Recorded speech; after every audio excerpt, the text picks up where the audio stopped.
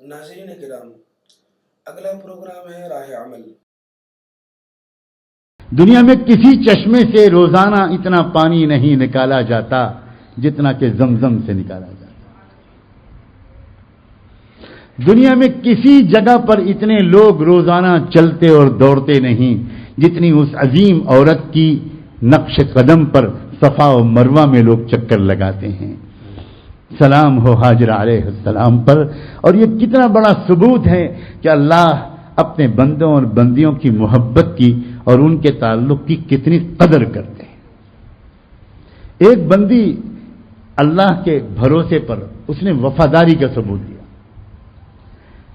جب احساس ہو گیا کہ میرے شوہر جو مجھے چھوڑ کر جا رہے ہیں یہ اللہ کے حکم پر جا رہے ہیں، تو اب ان کو یقین ہے کہ جب اللہ نے ان کو اس کا حکم دیا ہے تو اللہ تعالی ہماری سرپرستی تو کریں گے۔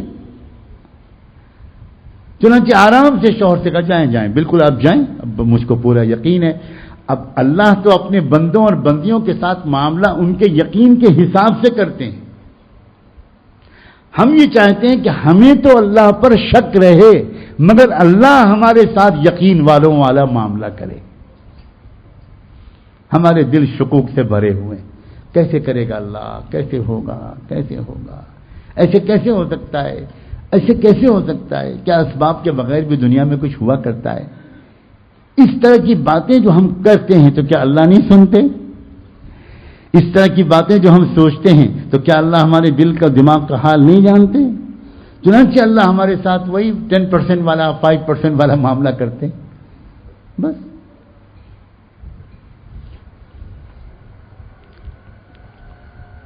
اللہ تعالیٰ نے حضرت حاجرہ کے ساتھ، حضرت اسماعیل کے ساتھ کیا معاملہ فرمایا، کیسی سرپرستی فرمائی کہ ان ماں اور بیٹے کی سرپرستی اتنی پھلی پھولی ہے کہ انہی کی اولاد میں سے خاتم النبیین سیدنا محمد الرسول اللہ صلی اللہ علیہ وآلہ وسلم، انہی کی اولاد میں سے امت محمدیہ تشکیل پائی۔ امت محمدیہ کی جو پہلی نسل تیار ہوئی وہ انہی کی اولاد میں سے۔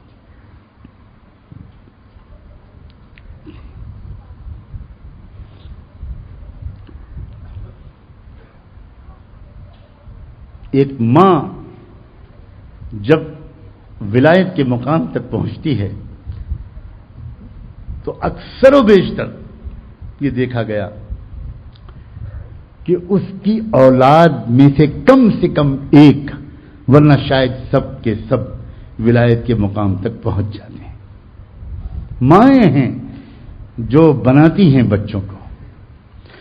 مائیں صرف بچوں کے جسموں کو بنانے کا مرکز نہیں ہیں، مائیں بچوں کے مزاج، بچوں کے کردار کو ڈھالنے کا بھی مرکز ہے۔ جتنے بڑے بڑے اولیاء اللہ اسلامی تاریخ کے، انسانی تاریخ کے عظیم لوگ پیدا ہوئے وہ دراصل نتیجہ تھے، برکت تھے، ثمرہ تھے ان کی ماؤں کی تربیت اور ان کی دعاؤں کی۔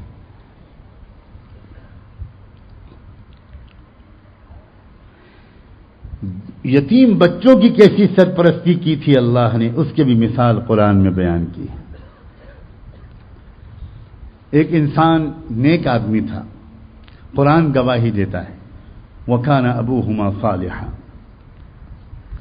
اس نے مرنے سے پہلے اس کے 2 بچے تھے چھوٹے چھوٹے، اس کو اندازہ ہو گیا کہ اب میری زندگی زیادہ باقی نہیں ہے، تو اس نے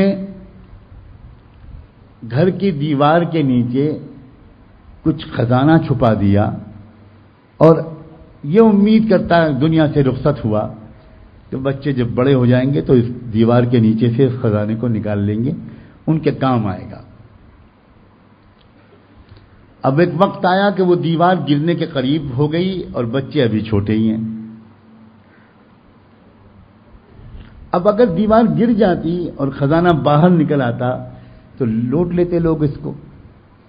اب چونکہ باپ نیک تھا اور نیک انسان کے بچوں تک کی سرپرستی اللہ اس طرح کرتے ہیں، یہ دکھانے کے لیے اللہ تعالیٰ نے یہاں پر یہ بتایا کہ سمندر پار سے اللہ تعالیٰ نے اپنی ایک عجیب روحانی مخلوق، ایک عجیب شخصیت کو بھیجا کہ جاؤ اور جا کر اس دیوار کی مرمت کر کے اثرنو اس کو کھڑا کر دو اور اس کے نیچے اس خزانے کو پھر سے چھپا دو. بچے جب بڑے ہو جائیں گے تب اس خزانے کو نکالیں گے. حتی یبلغا اشدہما ویستخرجا کنزہما رحمتا من ربک. اللہ تعالیٰ کی سرپرستی کی کیسی کھلی دلیل ہے کہ ان چھوٹے معصوم یتیم بچوں کے لیے اتنا اہتمام کیا اللہ نے کہ سمندر پار سے ایک ایسی شخصیت کو جس کو اللہ نے علم لدنی عطا فرمایا تھا ان کو بھیجا اور ان کو حکم دیا کہ دیوار کی مرمت کرو. انہوں نے دیوار کی مرمت کر کے خزانے کو پھر سے اس کے نیچے چھپا دیا اور صاف کہا وما فعلتہ عن امری، میں نے اپنی مرضی سے یہ کام نہیں کیا ہے، اللہ کے حکم سے کیا. کیسی سرپرستی ہے. حقیقی اسباب جو دنیا میں ہیں خوشحالی کے، مطمئن زندگی کے، ان کی طرف ہماری توجہ خصوصاً آج کے دور میں نہیں جا رہی. جب حقیقی اسباب کی طرف کسی کی توجہ ٹھیک سے چلی جاتی ہے تو وہ ظاہری اسباب کو بالکل چھوڑ نہیں دیتا. ظاہری اسباب کو چھوڑ دینے کا حکم نہیں ہے اسلام میں، اجازت بھی نہیں ہے. ظاہری اسباب میں لگا رہنا یہ بندگی کی صفت کے لیے لازمی ہے، لازمی ہے. لیکن بندہ ظاہری اسباب اختیار کرتا ہے، زیادہ امیدیں اس کی اپنے اللہ کی قدرت اور رحمت سے اور اس کی سرپرستی سے لگی رہتی ہیں. یہ دل کا معاملہ ہوتا ہے اور دل کا معاملہ یا بندہ جانتا ہے یا اللہ جانتا ہے، دوسروں کو نہیں پتا ہوتا. نہ دوسروں کے سامنے اس طرح کی باتیں کہنا کبھی بھی ان لوگوں کا مزاج رہا جن کے دل کو یہ حال نصیب رہا. جو کہتا ہے اکثر وہ وہی ہوتا ہے جس کا اپنا یہ حال نہیں ہوتا. وہ خالی پروپیگنڈا کرتا ہے اپنا. جس کا حال اندر سے اللہ سے تعلق کا واقعی مضبوط ہوتا ہے وہ تو اس دولت کو چھپائے چھپائے پھرتا ہے، کبھی ظاہر نہیں کرتا. لیکن اللہ سے تو نہیں چھپا سکتا. اللہ تو دیکھ لیتا ہے کہ میرے بندے کو مجھ سے کتنا تعلق ہے، تو پھر اللہ تعالیٰ اس کے حساب سے اس کے ساتھ معاملہ شروع کرتے ہیں. تو ضرورت اس بات کی ہے کہ ظاہری اسباب کو تھوڑا بہت اختیار کرتے ہوئے اللہ کی سرپرستی کو حاصل کرنے کی بھرپور کوشش کی جائے.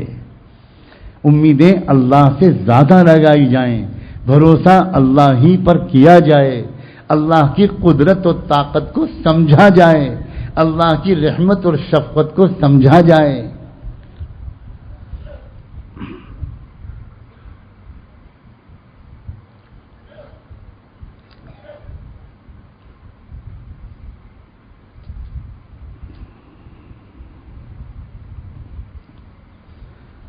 اللہ اکبر.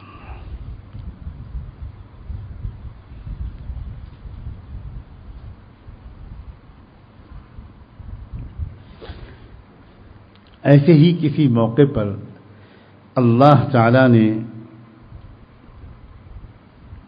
ایک عجیب انداز سے ایک سوالیہ جملہ قرآن مجید میں فرمایا الیس اللہ بکاف عبدہ. کیا اللہ اپنے بندے کے لیے کافی نہیں ہے؟ اللہ اکبر. اللہ عجیب موقع تھا جب اللہ نے یہ بات فرمائی. سخت حالات تھے، دھمکی پر دھمکیاں مل رہی تھیں سیدنا محمد الرسول اللہ صلی اللہ علیہ وآلہ وسلم کو، اور ظاہری حالات ایسے لگ رہے تھے کہ آپ بالکل اکیلے پڑ گئے. ایسے حالات آ گئے. اس موقع پر اللہ تعالیٰ نے اپنے محبوب کے دل کو تسلی دینے کے لیے ارشاد فرمایا الیس اللہ بکاف عبدہ، کیا اللہ اپنے بندے کے لیے کافی نہیں ہے؟ ایسے حالات دنیا میں جب آتے ہیں کہ بندہ اکیلا پڑ جائے، بے یار و مددگار پڑ جائے، اور اس وقت اس بندے کے دل کو اللہ کی طرف رجوع کی ایک خاص کیفیت نصیب ہوتی ہے، اور اس وقت اللہ تعالی جب اس کے ساتھ اپنی شفقت اور قدرت کا مظاہرہ کرتے ہیں تو اس کو جو لطف آتا ہے اس تجربے میں وہ وہی جانتا ہے۔ اگر اس کو وہ مشکل لمحات اس کی زندگی میں نہ آئے ہوتے تو ایک بہت لذیذ تجربے سے وہ محروم ہو گیا۔ مشکل لمحات کو مانگنا نہیں چاہیے اللہ سے، توجہ سے سنیے گا، مشکل لمحات کو اللہ سے مانگنا بالکل نہیں چاہیے، لیکن زندگی میں جب مشکل لمحات آ جائیں تو انہی لمحات کو گولڈن اپارچونٹی سمجھنا چاہیے، سنہرا موقع سمجھنا چاہیے، کیونکہ انسان کی تربیت زیادہ جو ہوتی ہے وہ مشکل لمحوں میں ہوتی ہے، اور شاید بہت سے بندوں اور بندیوں کے پاس اللہ مشکل لمحے اسی لیے بھیجتے ہیں کہ ایک موقع دے رہا ہوں بندے، عام خوشیوں کے حالات میں تو میری طرف اتنا متوجہ نہ ہوتا، اتنا روتا نہیں، گلگلاتا نہیں، خوشامد نہیں کرتا، توبہ نہیں کرتا، معافی نہیں مانگتا، بندے ایک مشکل موقع حالات تجھے دے رہا ہوں، میں تجھ سے ناراض نہیں ہوں، میں جانتا ہوں کہ اس مشکل موقع کے پر تیرا دل ٹوٹے گا، اور تیرا دل ٹوٹ کر جب تو میری قدموں میں آ کر گرے گا تب وہ زندگی کا لمحہ ہوگا جو تجھے فرش سے عرش پر پہنچا دے گا۔ ہم سمجھتے ہیں کہ اللہ کی رحمت جب آتی ہے تو خوشحالیاں آتی ہیں، ہمیں سمجھنا چاہیے اللہ کی رحمت جب آتی ہے تو پہلے پریشانیاں آتی ہیں، ان مع العسر یسرا، ان مع العسر یسرا ثم ان مع العسر یسرا۔ زندگی میں پریشانیوں کے لمحات بہت زیادہ قیمتی ہوتے ہیں، اور کون سا انسان ہے جس کی زندگی میں پریشانیوں کے لمحات نہیں آتے؟ لیکن ہم میں سے اکثر لوگ ان پریشانیوں کے لمحات میں اللہ کی شکایت کرتے پھرتے ہیں، اور ان لمحات کی وجہ سے ہم بجائے اس کے کہ اللہ سے اور قریب ہو جاتے، اللہ سے اور دور ہو جاتے۔ اپنی پریشانیوں کا تذکرہ مخلوق سے کرنا یہ اللہ کی شکایت نہیں ہے تو اور کیا ہے؟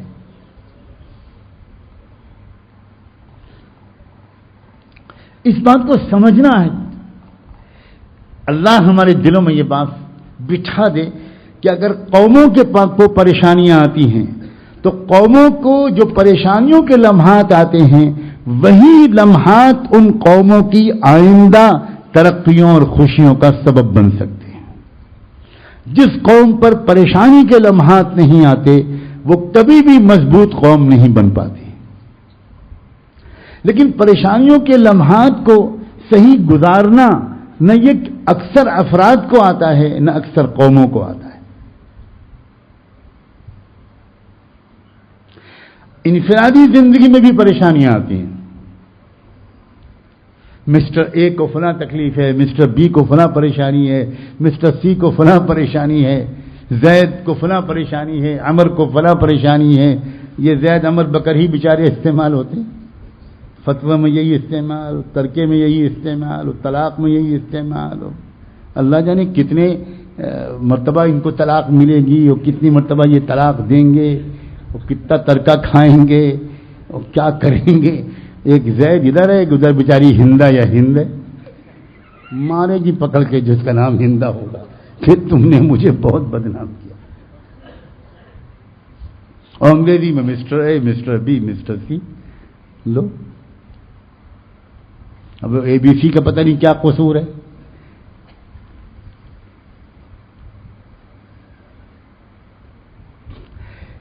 الگ الگ افراد کو جو پریشانیاں آتی ہیں، کسی کو کوئی، کسی کو کوئی، کسی کو کوئی، ان افراد کی زندگی میں وہ پریشانیوں کے جو دن ہیں وہی تو اصل دن ہیں.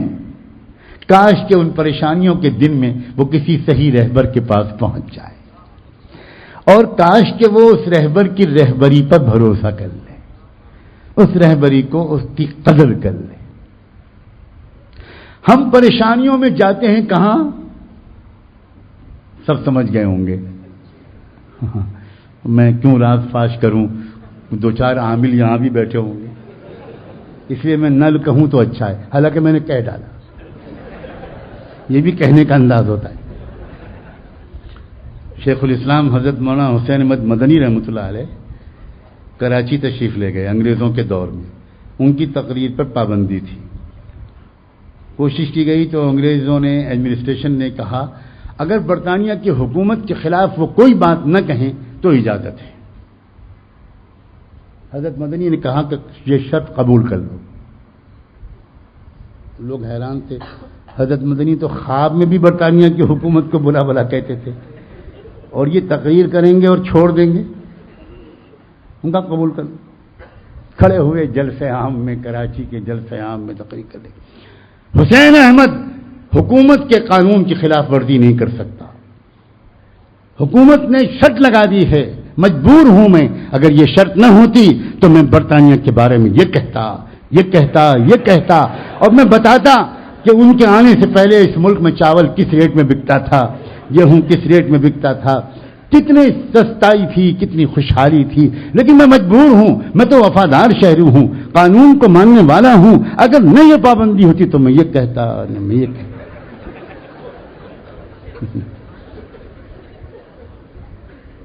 اس کے بعد مقدمہ چلا، پولیس نے کیس درج کیا، گرفتار کیے گئے، عدالت میں بحث ہوئی. وکیل نے کہا تو اپنی مجبوری ظاہر کر رہے تھے، کمال کر دیا. کیا اب اس ملک میں قانون کے وفادار شہریوں کو اپنی وفاداری کے اعلان کی بھی اجازت دی؟ وہ تو ڈنکے کی چوٹ پر کہہ رہے تھے کہ قانون کی ماننا ہمارا شعار ہے، شریعت بھی ہم کو حکم دیتی ہے، اس لیے ہم مجبور ہیں، ورنہ ہم یہ کہتے. انہوں نے تو گویا قانون کے ماننے کا عوامی اعلان کیا ہے، اس پر بھی آپ گرفتار کر رہے ہیں. جج نے کہا باعزت بری کیا جاتا ہے جرم ثابت ہونا. اسی طرح میں بھی فائدہ اٹھا رہا ہوں کہ میں نہ ہوتے تو میں کہتا. پریشانیاں آتی ہیں تو ان کے پاس چلے جاتے ہیں، ان کے پاس چلے جاتے ہیں، ان کے پاس چلے جاتے ہیں، ان کے پاس چلے جاتے ہیں. پریشانیاں آئیں تو کسی اللہ کو پہچاننے والے کے پاس جاؤ. اللہ کو پہچاننے والا تم سے یہ نہیں کہے گا کہ تم پر کسی نے کچھ کرا دیا ہے. اللہ کو پہچاننے والا تم سے یہ کہے گا تم نے توبہ کی، توبہ کرو، مناؤ اپنے اللہ کو، راضی کرو، غلطیوں سے معافی مانگو، نئی زندگی گزارو، اللہ تعالیٰ سے عہد کرو، اللہ تعالیٰ سے اپنا کا پیار مانگ لو، اللہ کو منا لو، اور یہ طے کر لو کہ اب زندگی بدل ڈالنی ہے. دیکھو اس موقع سے فائدہ اٹھاؤ، یہ موقع بار بار نہیں آئے گا، یہ موقع بار بار نہیں آئے گا. اب جس نے بھروسہ کیا وہ پھر فوراً توبہ کرتا ہے، صدقہ نکالتا ہے، نماز با جماعت شروع کرتا ہے، تلاوت شروع کرتا ہے. اللہ مجھے آپ بچا لیجئے، اللہ مجھے، میں تو اب آپ کو ڈھونڈنا چاہتا ہوں. اللہ یہ مشکل جو موقع آیا ہے، اللہ اس موقع پر میں توبہ کرتا ہوں. اللہ آپ میرا برا نہیں چاہتے، اللہ آپ بے خبر نہیں ہیں، اللہ آپ بے بس نہیں ہیں، اللہ آپ بے رحم نہیں ہیں، اللہ آپ بہت رحم کرنے والے ہیں. یہ پریشانی تو آپ نے مجھے اس لیے بھیجی ہے کہ میں دور چلا گیا تھا، آپ نے مجھے اپنے پاس بلانا چاہا ہے. اللہ میں آ گیا، اب مجھے معاف کر دیجئے، اب میں توبہ کرتا ہوں، اب نہیں کروں گا یہ سب گناہ، اب مجھے نیک بنا دیجئے. اور جس قسم کی بلائیں میرے ساتھ لگی ہوں، اللہ آپ ان سب سے مجھے چھٹکارا عطا کر دیجئے.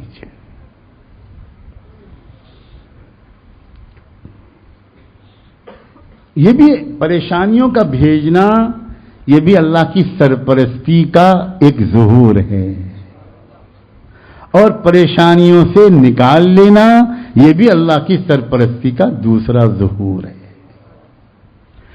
عسر بھی اللہ کی طرف سے بھیجا ہوا، یسر بھی اللہ کی طرف سے بھیجا ہوا۔ جن لوگوں کو معرفت حاصل ہوتی ہے وہ صرف خوشحالی کو رحمت نہیں سمجھتے، وہ خوشحالی سے پہلے آنے والی پریشانی کو بھی رحمت سمجھتے ہیں۔ تیرا غم بھی مجھ کو عزیز ہے کہ تیری ہی دی ہوئی چیز ہے، تیرا غم بھی مجھ کو عزیز ہے کہ تیری ہی دی ہوئی چیز ہے۔ اور جب انسان پریشانیوں سے نکلتا ہے تو پھر اللہ کا شکر ادا کرتا ہے کہ اللہ، اگر آپ نے میرے اوپر وہ پریشانی نہ بھیجی ہوتی تو میں بہت بڑے خیر سے محروم ہو گیا ہوتا۔ اللہ یہ تو میں آپ سے نہیں کہتا کہ دوبارہ پریشانی بھیج دیجیے، لیکن اللہ یہ ضرور کہتا ہوں کہ کبھی بھی آپ کی طرف سے میرے اوپر، میرے بچوں پر کوئی پریشانی آئے تو ان پریشانی کے دنوں میں اللہ آپ اپنے سے قریب ہونے کی توفیق دے دیجیے گا، دور بھاگنے کی توفیق نہ دیجیے۔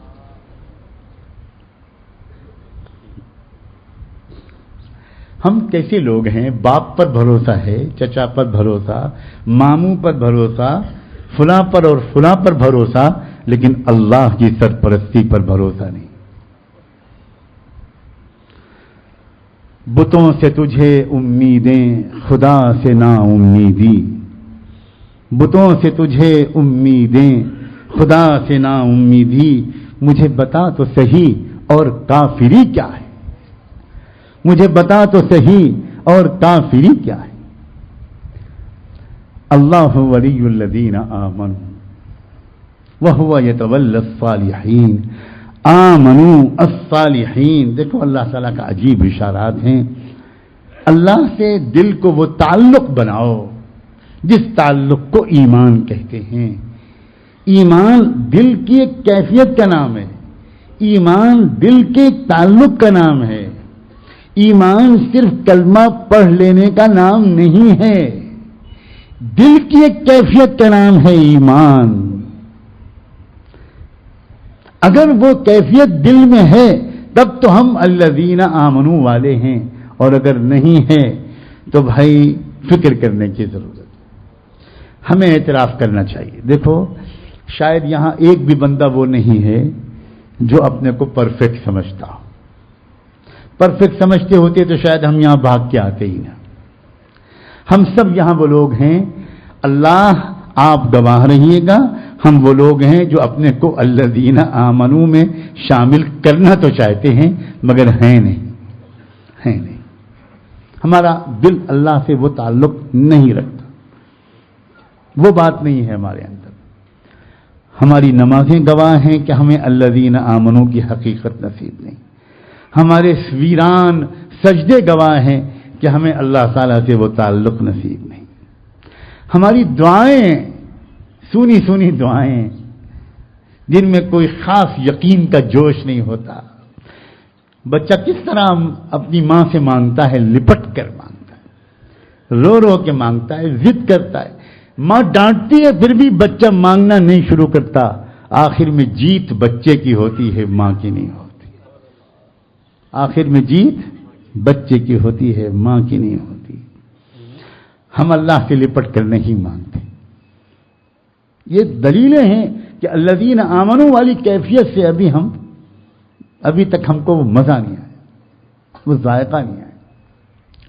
ایمان کی جب حقیقت دل میں نصیب ہوتی ہے، اللہ اکبر، اللہ، ایمان کی حقیقت، ایمان کا مزہ جن لوگوں کو ملتا ہے، جن خوش نصیب مردوں اور عورتوں کو ایمان کا مزہ ملتا ہے، ان کو دنیا میں جنت کا مزہ آتا ہے، واقعی دنیا میں جنت کا مزہ۔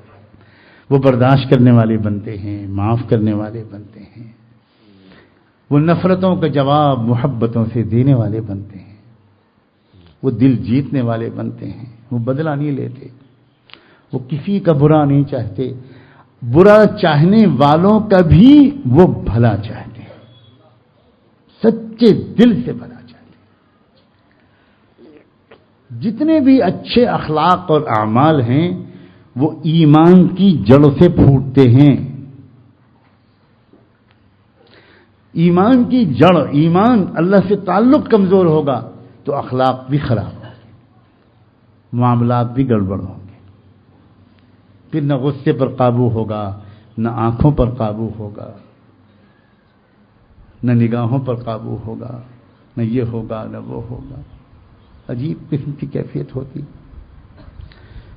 لڑائی جھگڑے، مقدمے بازیاں، ساس بہو میں جھگڑا، نند بھاوج میں جھگڑا، میاں بیوی میں جھگڑا، بزنس کے پارٹنرز میں جھگڑا، پڑوسیوں میں جھگڑا. عجیب قسم کی کیفیت رہتی ہے.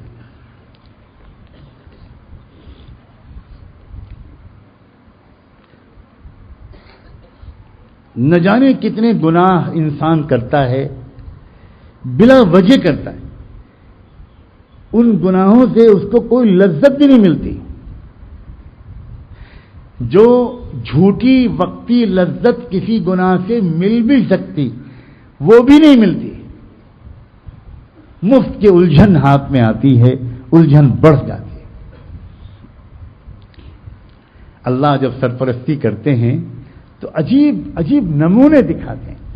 بتاؤ کس نے سرپرستی کی تھی حضرت یوسف علیہ السلام کی؟ یوسف علیہ السلام کے جو سرپرست دنیا میں بننے کے لائق تھے، انہوں نے تو ان کو کنویں میں پھینک دیا.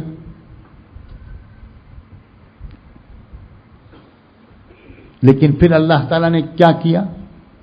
کن مرحلوں سے گزار کر یوسف علیہ السلام کو ملک کا محبوب حکمراں بنا دیا. ایک تو حکمراں اور ایک محبوب حکمراں. حکمراں عام طور پر محبوب نہیں ہوا کرتے. حکمرانوں سے عام طور پر پبلک کو شکایتیں ہوتی ہیں. لیکن یوسف علیہ السلام اس طرح کے حکمراں بنے دنیا کی سب سے زیادہ ترقی یافتہ ملک کے، کہ ملک کا ایک ایک شہری ان سے بے پناہ محبت کرتا تھا. حالانکہ ان شہریوں کا مذہب بھی کچھ اور تھا، نسل اور قوم بھی کچھ اور تھی، لیکن سب بھول گئے لوگ. یوسف کے اخلاق اور ان کے کردار کے حسن کو دیکھ کر سب بھول گئے. ٹوٹ کر پیار کرنے لگی پبلک یوسف علیہ السلام سے. شاندار عزت و اقتدار ملی. ملکوں کے لوگ آنے لگے ان کے پاس امداد لینے کے لیے.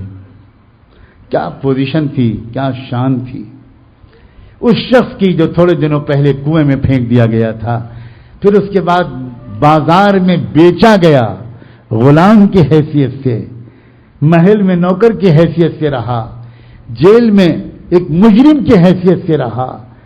اللہ اکبر. مگر عرض کیا گیا تھا کہ جب اللہ کسی کی سرپرستی کرتے ہیں تو ذلت کے راستوں میں سے عزت دے کر دکھاتے ہیں. اسباب بنتے ہیں ذلت کے، سازشیں ہوتی ہیں ذلیل کرنے کی، اور الٹا ان راستوں سے گزر کر اور ان سازشوں سے گزر کر ملتی کیا شے ہے ان کو؟ ذلت کے بجائے عزت ملتی. اللہ کی سرپرستی. اب بتاؤ کس نے سرپرستی کی تھی؟ رحمت دو عالم سرور کائنات سیدنا محمد الرسول اللہ صلی اللہ علیہ وآلہ وسلم. کس نے سرپرستی کی؟ غار ثور میں کس نے سرپرستی کی؟ کس نے سرپرستی کی؟ ہجرت کے راستے میں کس نے سرپرستی کی؟ بدر کے میدان میں کس نے سرپرستی کی؟ احد کے میدان میں کس نے سرپرستی کی؟